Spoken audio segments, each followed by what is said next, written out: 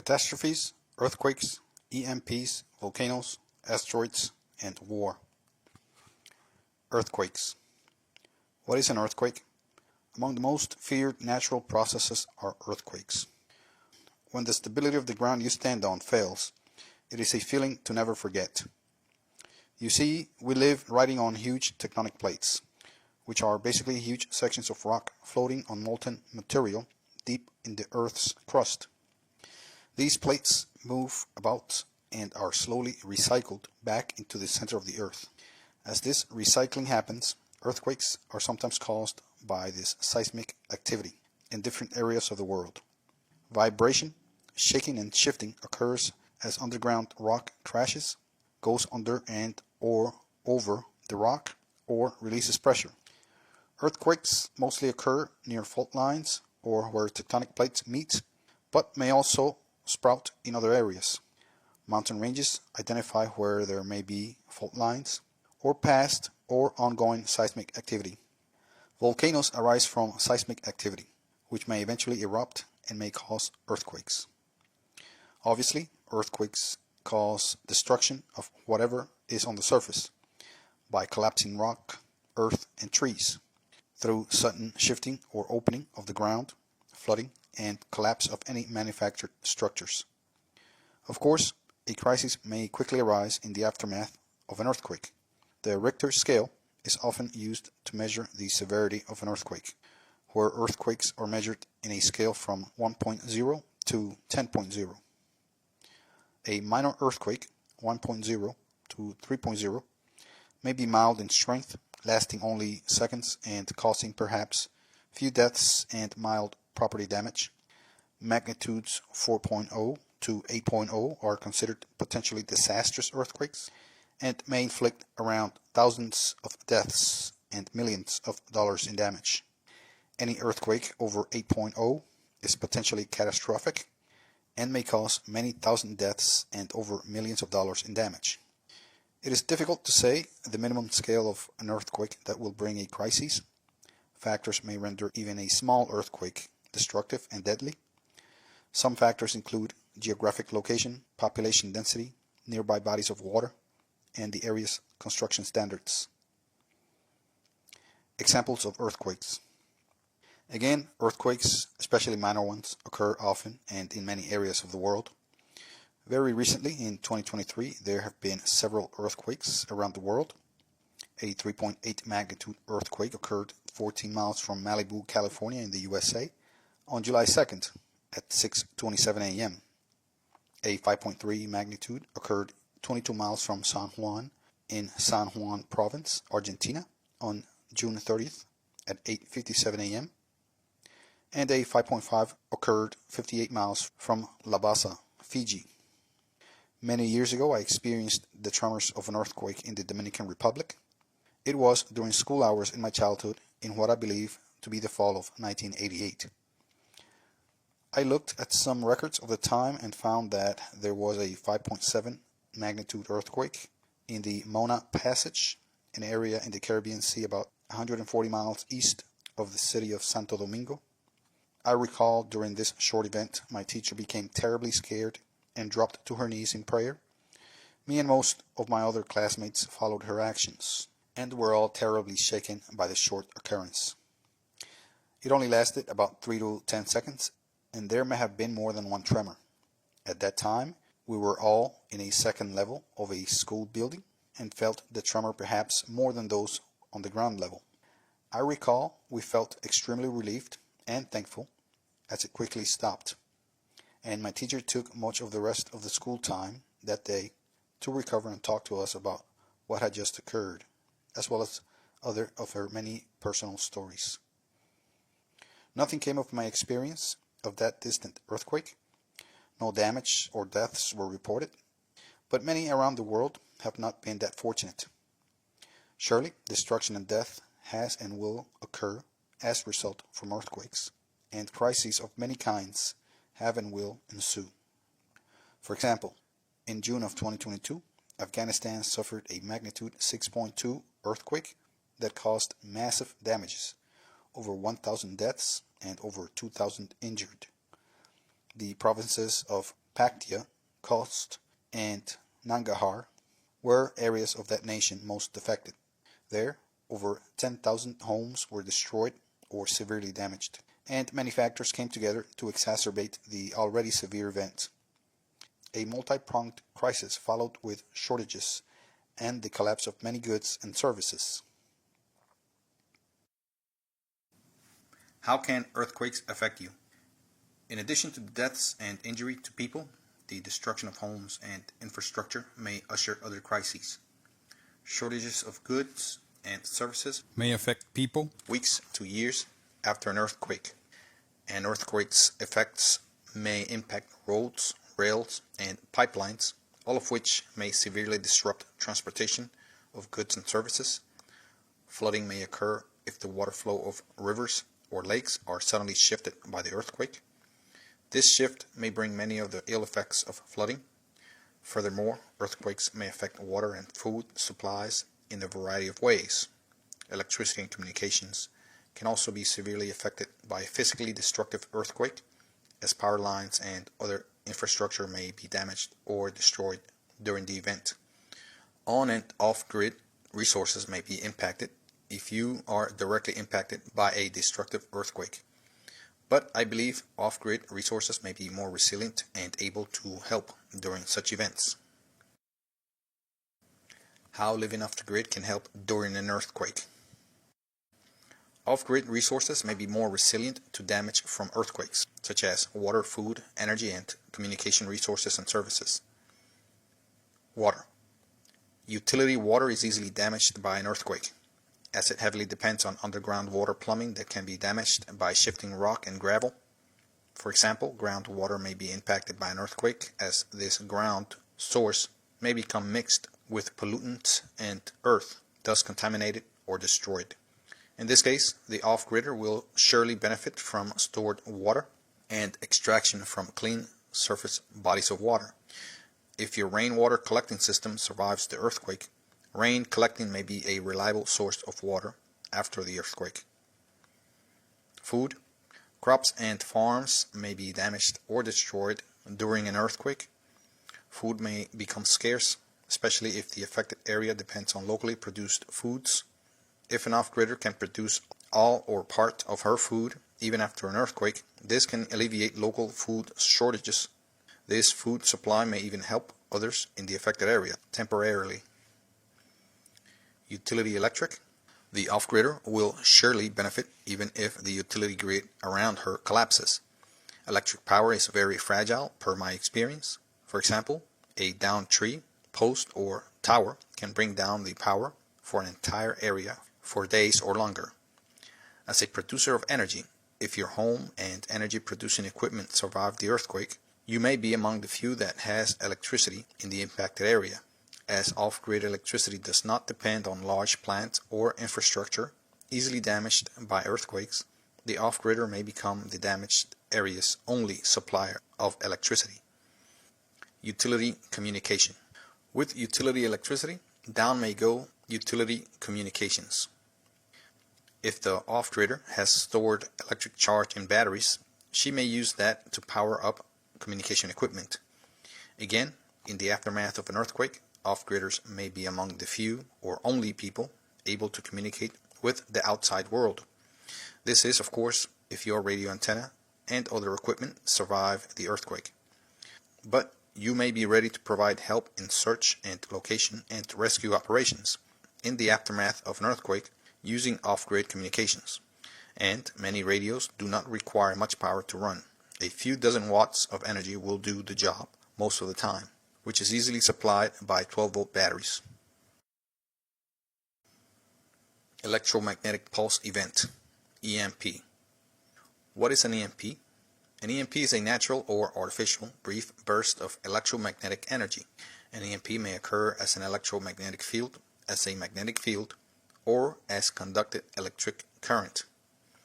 The electromagnetic interference caused by an EMP can disrupt communications and, if strong enough, damage electronic equipment. Examples of EMPs: lightning EMPs, meteoric EMPs, and coronal or solar mass ejections, CMEs, are examples of naturally occurring EMPs. As you know, lightning strikes occur often all over the planet. Of course, they can directly damage electrical equipment and infrastructure with the voltage and overload they produce, but also there may be lightning outbreaks that may, for example, damage multiple critical utility electrical facilities in a very short period. Along with the electrical and physical damage of lightning, fires caused by lightning may cause damage far beyond the strike points. The coronal mass ejections, CMEs, or solar storms, may create electromagnetic fields, EMPs, that may damage artificial Earth orbiting satellites, as well as ground-based electrical utility infrastructure. Among the strongest CMEs recorded was the Carrington event. It occurred on September 1st and 2nd of 1859 and was reported to cause strong auroral displays globally, and it caused sparking and fires in multiple telegraph stations. It is estimated that a Carrington-like CME event today would cause severe widespread electrical disruptions. In 1921, a less severe solar storm occurred, and widespread radio communications disruption was reported. More notably, in March of 1989, a solar geomagnetic storm disabled electrical services to large parts of Quebec, Canada. And in July of 2012, a Carrington-class solar superstorm narrowly missed Earth on its trajectory. Other naturally occurring EMPs may have severe localized disabling or destructive effects on the now vast worldwide electrical grid and its equipment. The EMP caused by a nuclear blast is among the most feared types of EMPs today, as it may be much more destructive and its targeting deliberate. The effects of a nuclear blast are bad enough, but the EMP caused by the blast will surely bring an extra layer of crises to the dire situation. Furthermore, there may be non-nuclear weapons that may be exclusively designed to cause EMPs. How can an EMP affect you? Again, the most direct effect of an EMP may be the failure of grid electricity. However, off-grid electricity may be affected in the same way, as many electronic equipment will be affected similarly. But the interconnectivity of the utility grid is its largest weakness, as damaging voltage may quickly spread through the connected grid. Off-grid electronics are much less subject to damage from an EMP due to their isolation and simplicity. And even if damaged, off-grid electrical components can be quickly repaired or replaced. Furthermore, an array of other crises may surely follow an outage of the utility grid. Shortages of all kinds may ensue: fuel, communication services, and food and water, as stores, warehouses, service centers, and other facilities may be out of power. How living off the grid may help during an EMP. Utility electric. Again, the damage caused by an EMP to the off-gridder may be localized and quickly repaired, or the off-gridder may keep components under EMP protective covers or keep protected spare parts that may be used to quickly replace defective ones. EMPs are likely to affect mostly sensitive and small electronic components, such as circuit board components, so simpler, robust components may not be affected, such as those found in basic solar PV systems. Utility communication. Radio equipment may escape the effects of an EMP if stored in EMP-resistant wrapping or containers. Some EMP protection methods and technologies will be discussed in Part 2 of this book. Lastly, in the aftermath of an EMP, you may be among the few points of communication available, thus a likely source of relief for the area. Volcanic event. What is a volcanic event? A volcano is a channel into the hot molten material under the Earth's crust. This molten area of the planet is called the mantle. A volcanic event is when lava, steam, and tephra, small rocks, overflow, erupt, or explode through the volcano's opening, the caldera. Volcanoes may exist in high peaks, plain terrain, or under the sea. Huge pockets of magma, molten rock, rise toward the Earth's crust and accumulate. At times, these pockets find or create one or more fissures or cracks on the crust that release pressure by ejecting lava, steam, and tephra. Volcanoes are then created by the slow accumulation of erupted lava. How can a volcanic event impact you? Volcanic events may cause various degrees of destruction to natural and human-made environments by causing fires, ash rain, lava flows, and by blocking sunlight. These can disrupt or destroy plant, animal, and human life in a variety of ways, including direct or indirect destruction or damage. For example, you may escape the fires and lava of a volcanic event, but your food and water supply may be destroyed by the ensuing fires, lava flow, or ash cover. Utility, electricity, and communications may be disabled or destroyed in the same manner. Your home may be destroyed or permanently damaged, even if it escapes the initial fires or lava runs, perhaps through ash cover. The fallen ash may collect meters high and bury some or all of your home. The ash may then become a heavy slush with rain and other contact with water, and further damage human-made structures. Examples of volcanic events. Recently, the Cumbre Vieja volcanic ridge in the Canary island of La Palma erupted in the fall of 2021. The lava flow covered 1,000 hectares of land and prompted the evacuation of about 7,000 people. Furthermore, it destroyed more than 3,000 buildings. That very December 2021, an eruption began on the Hunga Tonga Hunga Ha'apai submarine volcano in the Tongan archipelago in the southern Pacific Ocean. The eruption then spectacularly exploded on January 15, 2022, causing the largest atmospheric blast ever recorded in history. The eruption caused tsunamis in several continental coasts. Fortunately, due to the remoteness of the volcano, only about 4 people lost their lives. However, innumerable sea life perished or were affected, and the environmental damage it caused to reefs and marine life may last years. Often, eruptions can affect nearby populations of human and animal life for years after the event. How living off the grid may help during a volcanic event.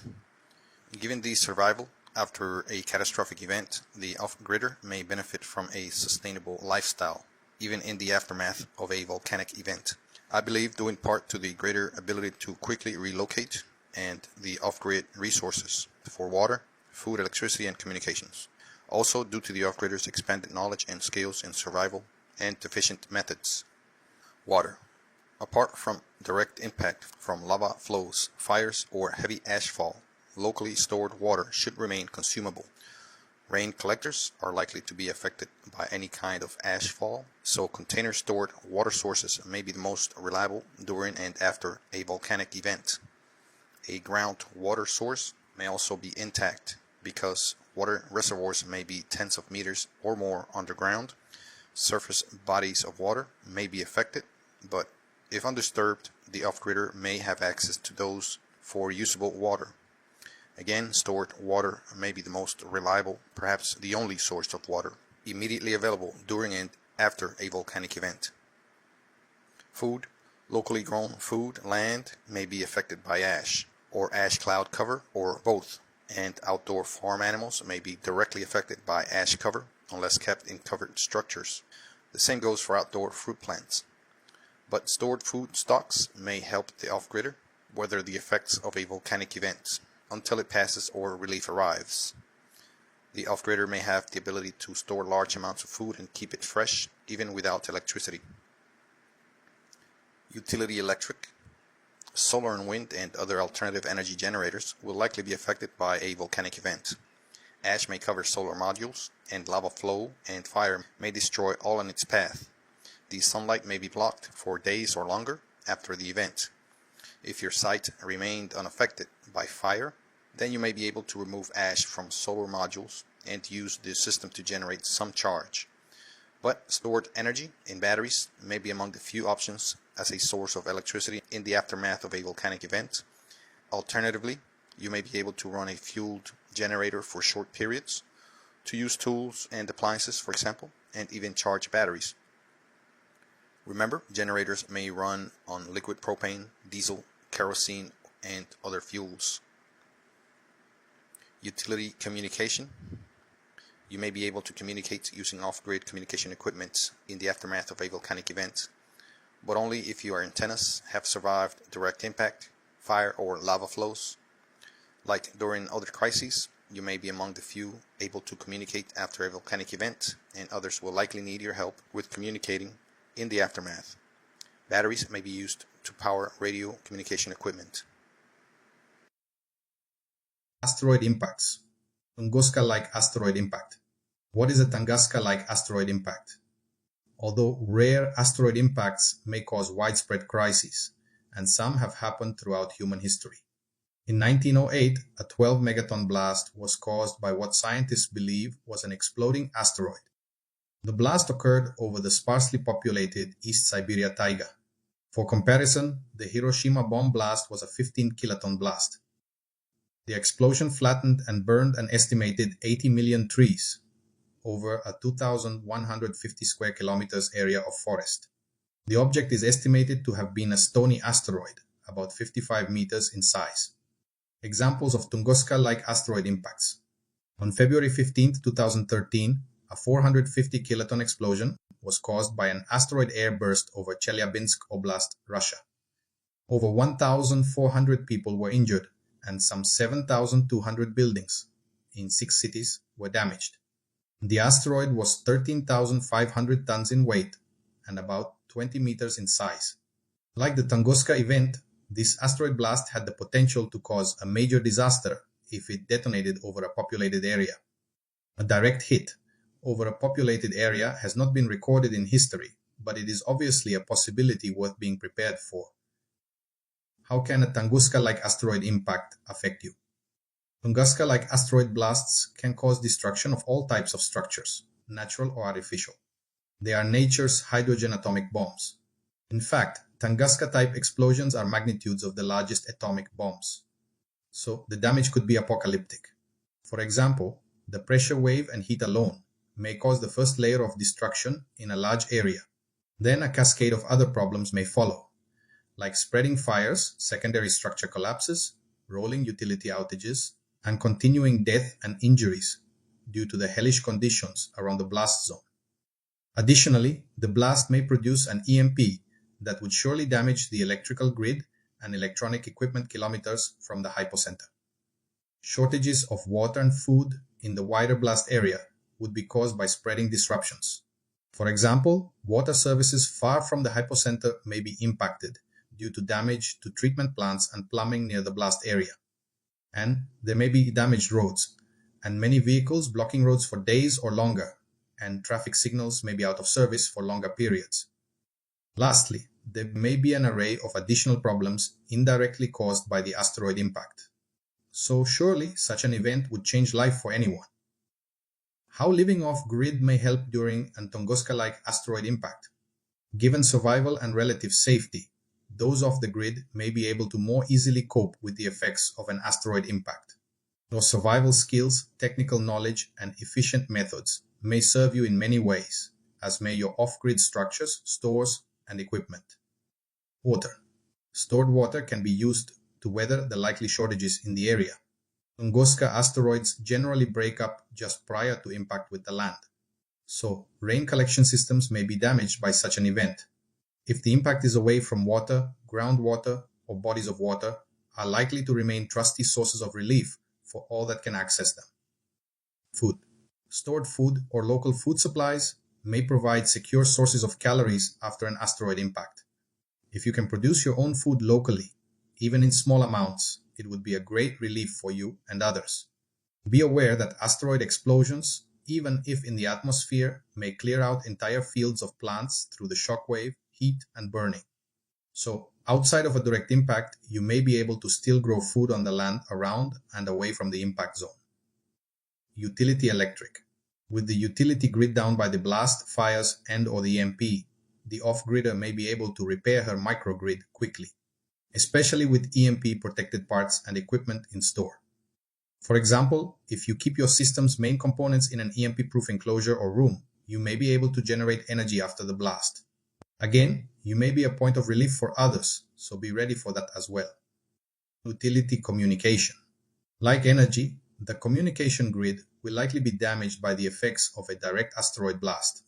Given your antennas survive or could be repaired quickly, and given your communication equipment was stored in EMP-proof cover, you may be able to communicate with the outside world.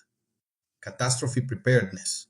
A catastrophe is a major change to any system or person, which brings long-term or permanent disruption. This drastic change can be caused by sudden destruction or rapid shifts in the usual order of business. Catastrophes may also bring widespread death and long-term or permanent change to areas of various sizes. Although catastrophes may harm some species and aid others, or may even bring improvements in some ways down the line, in this context, catastrophes harm the human quality of life. Catastrophes can also be defined as near total or total collapse of a system, environment, or cycle. And these can be multiple. And there may be one or more catastrophes in one or more areas, and they may start and end at different periods of time. Furthermore, when catastrophes start and end may be difficult to determine. There are human-caused and natural catastrophes. There can also be natural crises exacerbated by human activity, which may turn to catastrophes. Examples of human catastrophes are social collapses, financial collapses, political collapses, all of which can devolve into conflict and war.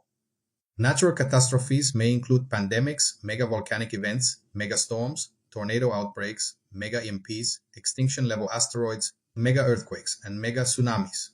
I add the qualifier mega to these because earlier I classified many of these events in a smaller scale as crises.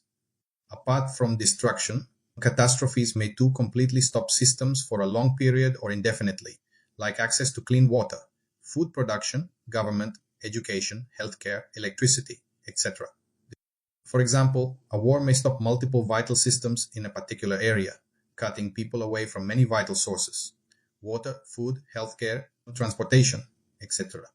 Living off the grid may help you to survive, cope with, and overcome catastrophes.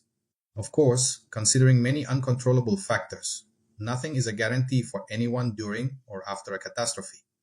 Again, no one can completely break off from every system for long, as supplies will run out and isolation will harm the isolated. But a healthy amount of self-sufficiency and renewable systems can go a long way enabling people to deal with the effects of a catastrophe. First, by ensuring the continued availability of water, food, electricity, and communications. Then, the off-gridder may make ample use of her or his efficient and advanced methods and technologies to emerge from the effects of the catastrophe. As the effects of catastrophes vary depending on the type, here we'll discuss various types of catastrophes, some historical examples, what ill effects they can produce, and how you may benefit from living off the grid during such event. Human-caused catastrophes. War. Wars are human conflicts which turn large and severe enough to organize into violent and opposing factions. War may include various types ranging from local conflicts such as sectarian, gang or race conflicts, to international mechanized warfare involving many nations. Wars are often industrialized and may be national or international or worldwide. I believe war is the epitome of human failure, when humans turn to large-scale lethal violence against each other, to settle disputes, gain territory or resources, or to disable or kill off those deemed threats. War may take many forms now, and war has changed over the centuries. War may be previously announced as attacks are mobilized, and done by surprise. There may be initial attacks or preemptive strikes. A full invasion may take place, where an area is attacked by several methods and waves of attacks may last from days to years. If attacks accomplish their destructive goals, then occupation may ensue. Occupation generally involves the forced disarmament and subjugation of the losing party. The occupying force may control and remain in the area from weeks to indefinite periods. Unfortunately, human history is littered with wars, and we have had a history of increasingly lethal and increasingly larger conflicts. To my knowledge, every epoch and every territory has experienced wars throughout its history. And in most cases, humans have chosen to see opponents almost as different species or races. With few exceptions, wars have had a racial aspect. For example, as I wrote in this book, there is a war between Russia and Ukraine, one brought about by a complex set of geopolitical circumstances and pushed by human egos, fear, arrogance, and racism. The same can be said about the war in Gaza. Militarism, fundamentalist religion, and racism play big roles there, in my opinion. Ultimately, I believe that war was started and is still being fought due to the low priority we still have on the worth of human life, and the still low priority of our shared biology and interest on this planet, and because we still have not embraced the fact that we are the only semi-intelligent species in the universe, as far as we know. Per reports, due to war, many areas of Gaza and Ukraine have completely collapsed and have become uninhabitable. Others are in the process of collapsing, or have partially collapsed. I believe that warring nations will suffer and face collapse in various ways, largely due to their aggression. The situation in those places even carry the risk, more than any other in history, to devolve into nuclear war and genocide. In the perspective of an outside observer, the situation is frankly an embarrassment for our species. The savagery is present and recent when speaking of the US. The nation is involved in warlike attacks in several nations, and just recently waged a brutally long war in Afghanistan and Iraq. Again, the nation of Israel has waged a brutal and long war on the Palestinian population for decades, still slowly devouring their lives, human rights, and territories as I write this. Yemen has been under severe attacks internally from Saudi Arabia and the US since 2014, triggering nationwide catastrophes in that country. Syria has been ravaged by internal and external war since 2011, with a precarious ceasefire in effect since 2020. Just in the mentioned wars and conflicts, there have been several millions of directly related deaths and many millions of indirect deaths. War can bring unbelievable destruction and human suffering to entire nations or widespread areas through catastrophic collapses of water distribution, food production, healthcare, the economy, government, etc. It is needless to say how war can bring innumerable problems to individuals, communities, and entire societies. And apart from death and the severe injury war can inflict on large numbers of people, it can also cause scarcity and unavailability of water, food, shelter, medical care, electricity, and many other critical services in hellish scales.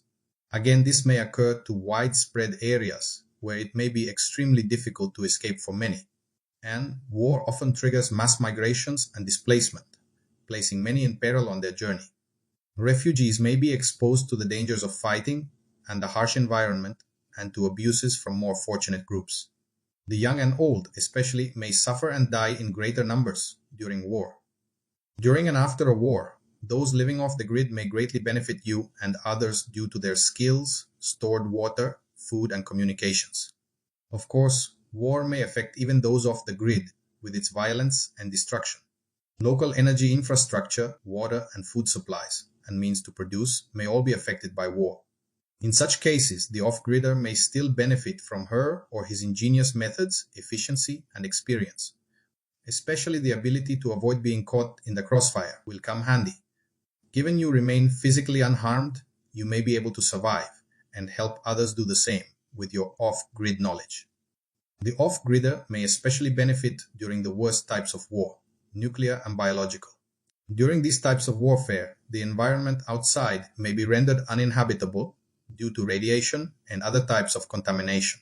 And the off-gridder may benefit from their ability to harness groundwater and produce food and energy locally and indoors. These possibilities will be detailed in part 3 of this book. But as a preview, hydroponic and greenhouse gardens may produce food indoors, and many animals may be farmed indoors. The ability to remain indoors for extended periods and remain healthy and relatively happy are some of the things that may contrast the off-gridder from those solely dependent on the outside world. With war, there are countless scenarios and possibilities. Humans, seemingly, have found no boundaries on their ability and willingness to bring suffering and destruction to each other. And this is unlikely to stop in the foreseeable future. Perhaps in the distant future, we will unite as a world and realize that we are one species that benefits from the contributions of everyone else, and that violence is counter to that idea. Perhaps one day, somehow, war will not be tolerated nor allowed. political collapse, social collapse, uprisings, and rebellions. Humans often disagree. Disagreements may be severe enough to separate large numbers of people into different factions. Factions can differ in ideology, race, religion, politics, or more, or a combination of these. These factions may organize protests, demonstrations, and riots as ways to bring discomfort and inconvenience to the opposing party, in hopes of bringing them to the negotiating table, make them leave their area, or in some cases annihilate them. Political disagreements may be quite severe, and uprisings, rebellions, or insurrections may occur. These may bring changes that can bring rapid and widespread change to the political and social fabric in an area or nation. These revolutionary changes may bring traumatic outages to many of the goods and services provided by society and government. As mentioned earlier, political and social collapse is the ending or changing of a stable government and/or social system. These may be replaced by another type of system or remain absent for a period of time, sometimes called a failed state. Regions or nations without political and social order often turn violent and destructive, as the law of the jungle generally replaces agreed upon civil laws. Many may die, and cities and towns may be severely disrupted. Property and infrastructure may be damaged through fires, vandalism, and explosions.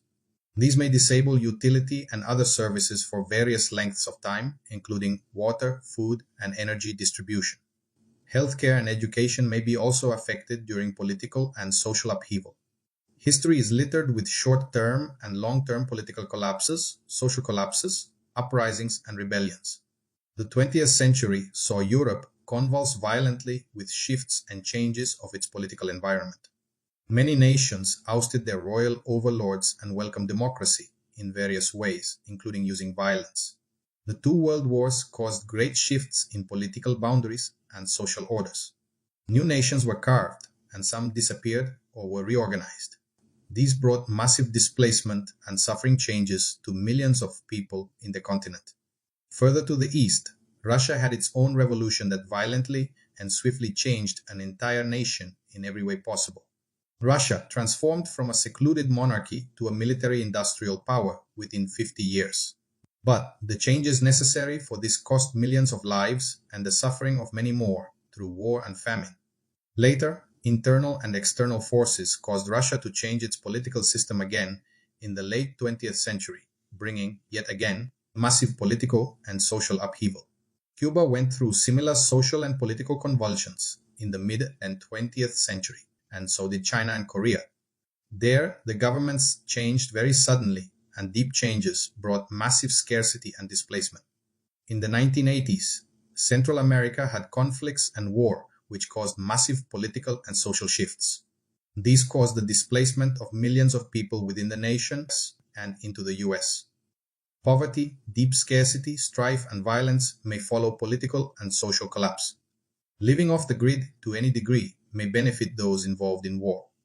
During and after political and social collapse, it is essential to remain off the streets as much as possible. Violent and desperate individuals may be roaming the streets and other areas looking for victims and resources. Mobs may also be many looking to control areas and resources through intimidation, violence, and coercion. Be aware that during such periods of lawlessness, there may be those willing to kill to control territory and resources. So the off-gridder hopefully will be prepared to the point where she or he could avoid these predicaments. Moreover, the ability to produce may mean longer time off the streets and away from danger. Clearly, in such dangerous times, it would be best to lock yourself in for safety and protection. And if resupply is needed, then venturing out would be a worthy cause. Survival. Again, the off-gridder may benefit not only from the ability to produce, but also from the ability to quickly adapt to the lower available resources, water, food, energy, etc. Even during times of normality, the off-gridder should live efficiently, so that in times such as social collapse, she or he will be prepared and be able to decrease consumption even more. Lastly, the off-gridder may be able to mask her or his off-grid activities, or even their existence, during a period of lawlessness by remaining indoors. And water, food, and energy may be produced with a relatively small footprint, some of which may be indoors. The resourcefulness and creativity of the off-gridder may aid in surviving and thriving during a period of collapse. With luck, if the conflict lasts long, the off-gridder may make peaceful alliances with other peaceful individuals in the area through off-grid communications, and perhaps create a network of advocacy to begin to advocate for peace, order, and civility.